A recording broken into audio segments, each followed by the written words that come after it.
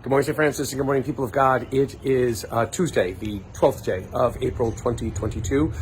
It is the 6th week, again, of Lent still, but today is Tuesday of Holy Week.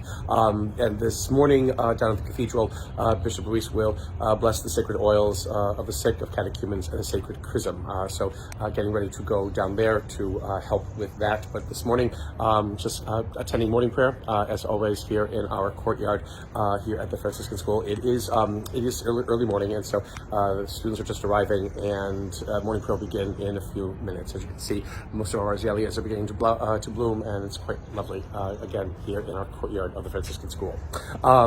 There will be special readings for blessing chrism, so that's one of the things that will change a little bit today. But if you have morning mass in your parishes, the readings again from Isaiah, in which God speaks about the servant that God had planned for all time to do His will, the servant that's going to be able to bring justice and to bring peace into this world. A very important note always, because it is not because of an eating of an apple or a thing that a man and a woman at the beginning of time did that causes us to have a Savior of such wonder and beauty as Jesus. It is because it is God's plan from all time. It's very Franciscan. It's the understanding of John Duns Scotus, one of the great Franciscan theologians. This was in God's plan all the time, to send a Redeemer at this point in history, at this point in our human history, in our time, to be able to show us again what it truly means to be human. And again, it happens then in the centuries long past, and not now today, when we think that it would be perfect and everything would be right and together and it would make all the more impact. No, we probably would fail in horrible ways because we would try to manipulate it in some ways.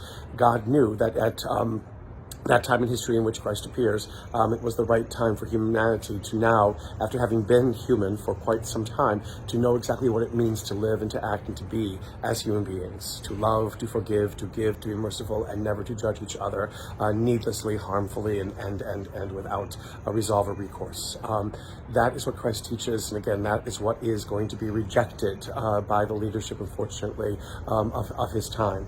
But in Isaiah, God speaks through Isaiah to say that though that this is God's plan and it will be fulfilled, despite all of our obstinance and our fighting against it and trying to stall it and prohibit it and prevent it and whatever it is, God's will be fulfilled. We move from there again to John's Gospel. Jesus is at Jesus at the supper. Sorry, I got something in my throat. Jesus at his supper is at the Last Supper, and it's two predictions of both betrayal and denial. Again, they come unawares. They come in the midst of confusion and misunderstanding of what is going to happen. Judas will leave to go and do what must be done following through with the plan to betray him. Peter, again, for all his impetuousness and all of his bravado and whatever it is, that he will never ever deny Jesus, but that he will always defend him. Again, Jesus says that before the cock will crow 3 times, you will deny me. And again, our own human failings shine forth in such a bright, abundant and bright technicolor that we sometimes think, that all we are failures. All we are is failures. But yet we do not get stuck within the failures. Yes, they are predicted. Yes, they occurred, but they are never the last word. And God changes all of these failures, all these misunderstandings, all these disappointments into something glorious and wonderful with his resurrection. We await that moment as we continue to journey through this week, knowing that yes, indeed, we do fail many times over, but it is God who changes those failures into glory. And may the Lord give you his peace.